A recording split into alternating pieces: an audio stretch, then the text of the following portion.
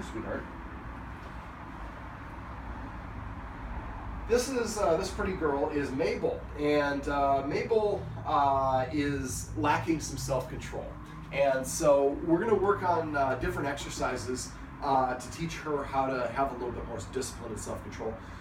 When I came through the door, and we watched the video above this one, the guardian said, stay, stay, stay, stay, which is usually indicative of a dog that really doesn't know how to stay. We're kind of hoping the dog will stay. So I actually have a distinction. I have a stay command and a wait command. The wait command I typically use for like food or getting out of the car or going through a door. It's a temporary short period of time that the dog knows it's just temporary.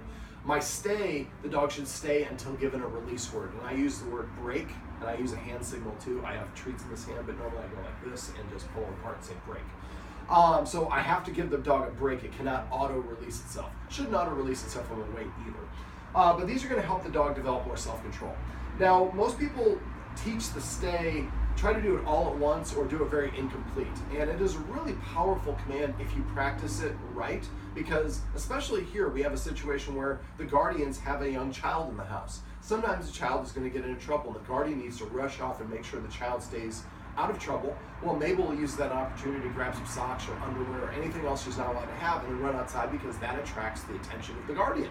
I can get your attention again. Just leave the little one alone, pay attention to me. So being able to put the dog into stay and know that the dog's not going to auto-release and then you can go clean up milk or whatever it is invaluable. Now I'm going to teach it, the proper way that I like to teach it is in 3 stages. First is for duration, then it's for distance, then it's for distraction. In this video, I'm going to be demonstrating how to teach the dog to stay for duration. I will link underneath this video another video that's going to teach you how to keep the dog to stay for distance and making it more challenging. All right, so I usually like to put the dog in a sit position. I like to be on the floor near the dog. I'm going to use this as the command. I'm going to use the word stay. So first one I'm going to do is just 5 seconds. Stay. Stay. So I give her a clear communication and then I turn my palm back to my chest. Leaving it out here, see how she's looking at it, is distracting. Now I'm going to do 10 seconds. Stay.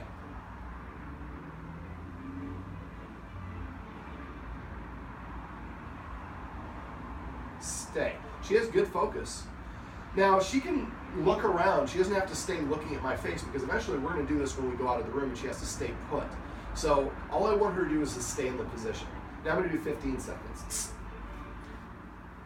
Now if she starts to move, I will lure her back into a stay initially. But this is why we go short intervals, 5 seconds, 10 seconds. Sometimes it's 3 seconds, 6 seconds, 9 seconds. Sit, up, up, stay.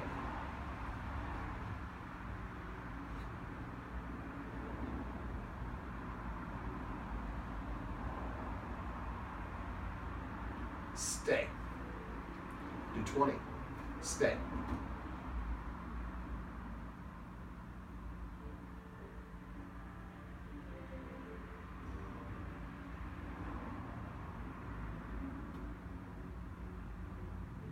Stay.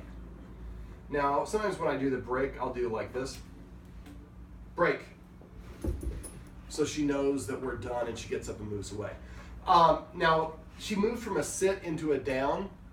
It depends on how strict you want to be. Right now at this stage I would allow that, but eventually you might say, no, I want you to stay into a sit, and then if she starts to go into a lay, then I would use the treat to lure her back up into an up position. So what we want to do is we want to practice this multiple times a day. Now we want to start out with small intervals, so 5 seconds, 10 seconds, 15, 20, and work yourself up to 30, 35 seconds, and then keep track of where you were. Next day, maybe instead of going 5 seconds, maybe I do 7 seconds, 7, 14, 21, 28. Then maybe next time it's 10, 20, 30, all the way to 60. And do about 6 to 12 stay durations per practice session. Now, normally when you do training, you don't want to train your dog for longer than 2 minutes maximum for the exercise. And you do want the dog to sleep or nap in between training exercises. That will help them rearrange and recatalog what they've learned in their brain and realign their neural pathways while they sleep. Most people try to do it for too long. So I've got all the treats, so I'm not worried about her getting in my bag right now.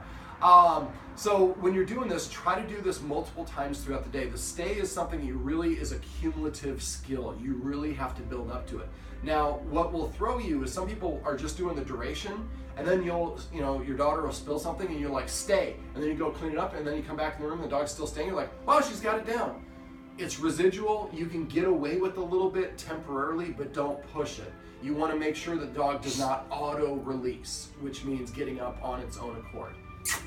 Mabel, come here. Here. Just turn and face the camera a little bit. It's right here. Sit. There we go. All right, so in the video below is going to talk about how to make the stay, how to do it for duration, or excuse me, for distance. And then once you have distance, then you start doing it with the TV on, with a dog whisperer episode or something, so you have a dog barking or something else that's going to trigger her. Maybe you have people walking around in your front yard, things that normally would trigger and distract her. And then you can help her stay for longer periods of time. But if you can keep her into a stay, that control is going to carry over into other parts of her life, which is going to be really beneficial. But it's also a huge skill set for you. So if you need her to stay, and you can count on her to stay in that position without trying to move around. I'll give you one just for being cute, because you're awfully cute, Mabel. So this is how we teach our dog to stay.